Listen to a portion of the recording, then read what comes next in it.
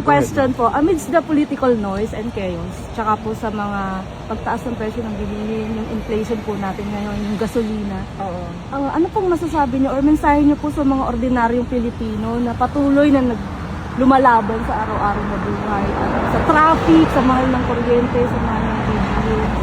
And second question po, ma'am, as a leader, you think there's still hope for the Philippines? Because can we go back or can we from being an ayuda nations? Because sa lahat po ng problema ngayon at sa lahat ng crisis na meron tayo, parang ang solusyon lagi ng gobyerno is ayuda.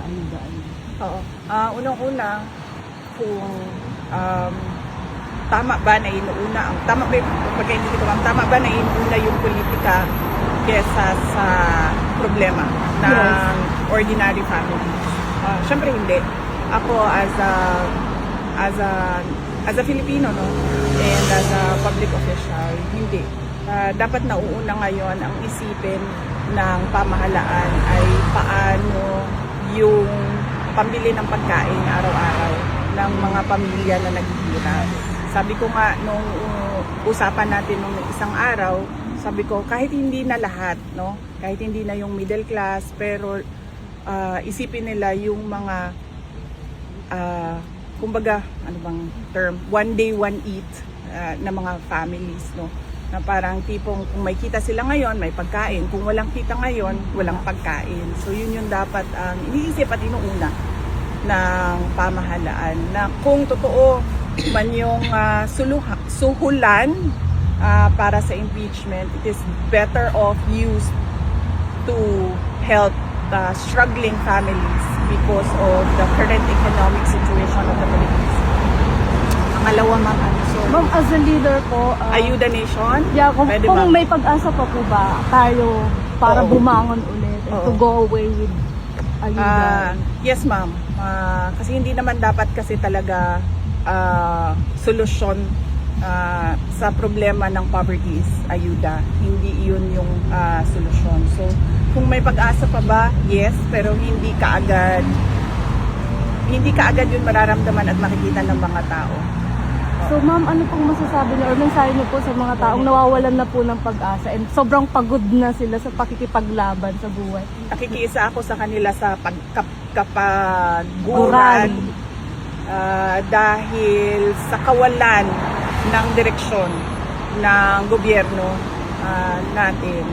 At masakit din sa akin na marami, syempre naging mayor din ako at marami din akong napuntahan na iba't ibang lugar sa Pilipinas. Marami akong nakilala na, alam mo yon, hindi sila congressman, hindi sila mayor, hindi man lang sila konsehal na sigurado at assured yung sweldo buwan-buwan, no, na nakakaawa dahil yun nga, minsan hindi nila alam kung may darating na pera o wala, may pambili ng pagkain o wala. Yun kasi talaga yung pinaka basic, no, na kailangan tugunan ng gobyerno. Yung capacity o yung oportunidad ng mga tao na magkaroon ng pera, pambili ng pagkain, papaaral sa kanilang mga anak. At syempre, bahay, kuryente, tubig. Thank you, any question? Go ahead. I'll go ahead, ma'am. Yeah, I just wanted to ask. Dito, ma'am. Ma'am Sara, I just wanted to ask, where do you draw strength amidst all the bashing and the persecution that you are facing every day? Wala kasi ako sa social media, ma'am. So, hindi ko nakikita yung bashing. So, hindi talaga ako maaapektuhan ng what you don't know won't hurt you. Yes. So, ganun ang motto ko sa But what about bashing. the political persecution? Sa- Like how many you know, all this negativity that surrounds you in your office or you know, in your work? Sa trabaho naman, ma'am, meron talagang, syempre, sa isang opisina, meron talagang mga problema, no, particularly sa administration and operations. But usually, lahat naman yan nasa-solve with coordination meetings with staff and officials. Pagdating naman sa politika, paano ko ba sabihin ito?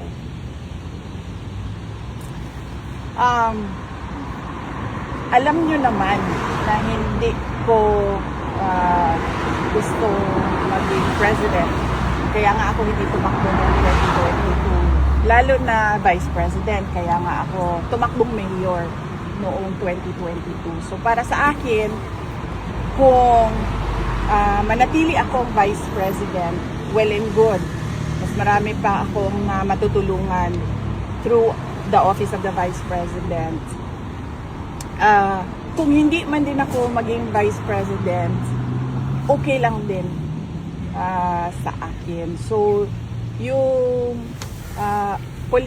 makakatulong pa rin ako sa mga tao sa ibang capacity na, sa ibang pamamaraan. So, either way, hindi mawawala yung capacity ko na tumulong. Hindi ako parang gigil ba doon sa posisyon, kasi kahit anong posisyon naman, kung gusto mo talaga tumulong sa tao, pwede naman yun. And na-experience ko yun noong hindi ako tumakbo for congressman noong 2013. Pagkatapos kong nag-mayor, hindi ako tumakbo sa politika. Nag-abogado ako and nakatulong din ako, hindi as far and wide as the office of the vice president, pero nakatulong din ako ng mga tao bilang abogado. TVP, Grace, go ahead. Ma'am, first ma'am, kamusta yung pag-adjust yun sa weather na pabago-bago? In one day, ma'am, pabago ba? Tinatanong ako ng anak ko kanina kasi nag-ano ko ng sipon. Sabi niya kung sinisipon ba ako. Hindi man ako sinisipon, pero I think sa lamig, merong nasal drip. Oo. Or Baka sa allergy, pollen. ma'am. Yes, yan. Baka sa May courts ang tawag. abog. Ano ba yung abog diri sa Netherlands? Daghan. Lalo sa Duterte Street. Hindi siguro sa pollen kasi I don't think may problema ako sa pollen, but sa dust sigurado ako may Yes. problema ako sa dust kasi alikabok, dahil pag nag-aayos ako ng gamit kailangan ko talaga mag-mask because otherwise pagkatapos ng ayos diretso na yan sa ubo at sipon. And my question ma'am, as of yesterday ma'am, I think ang inflation rate natin is 7.2%. May mga investors ma'am, foreign investors na nag-aalangan o ayaw na mag-invest sa Pilipinas dahil po sa corruption na hindi na matapos-tapos. At the same time ma'am, may mga foreign investor na Pilipino na sa ibang bansa na nag-i-invest instead na sa Pilipinas dahil po yung corruption na hindi na natigil-tigil. Especially ma'am sa Vietnam na po sila nag-i-invest instead na sa Pilipinas mismo. Yes. Dati pa naman yan na walang investor confidence sa Pilipinas. Kasi unang-una, hindi tayo competitive tulad ng mga kapitbahay natin sa region.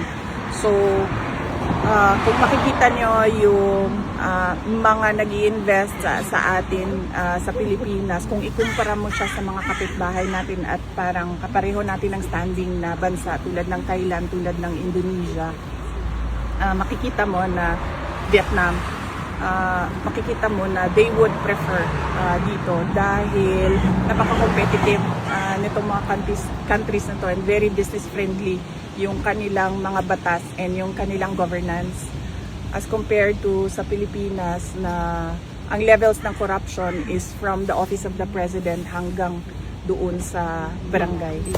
So hindi lang siya ngayon, I think nag-worsen lang siya ngayon na zero na talaga ang foreign investor interest sa Pilipinas dahil sa mga corruption scandals.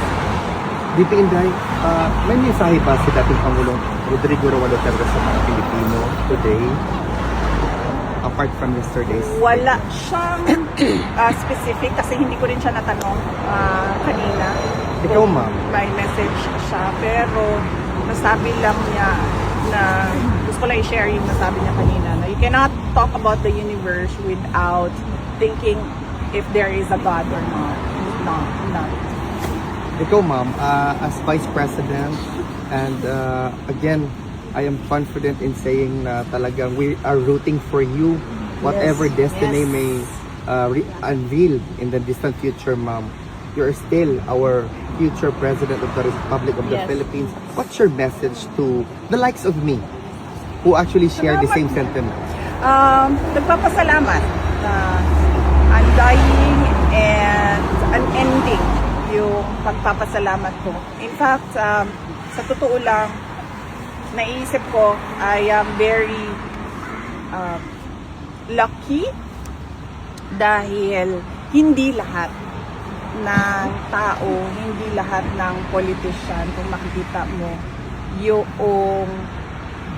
paniniwala at suporta ng tao ay laging nandyan. But in my case, kung makita ninyo, from 2016 kay PRD, noong midterm elections ni PRD 2019 hanggang 2022, nung sarili ko ng elections, ay nandyan yung pagtitiwala ng mga, even ngayon, no, na I'm besieged with paninira and unfounded allegations, nandyan pa rin nandyan pa rin na kayong lahat na sinusuporta. So, on that note, I am truly blessed by God for giving me that kind of support from my fellow Filipinos. VP Inday, on behalf of the Filipinos supporting you, lumaban ka, nandito lang kami hanggang sa dulo. Mabuhay Yes, ka, VP mabuhay. Inday. Duterte!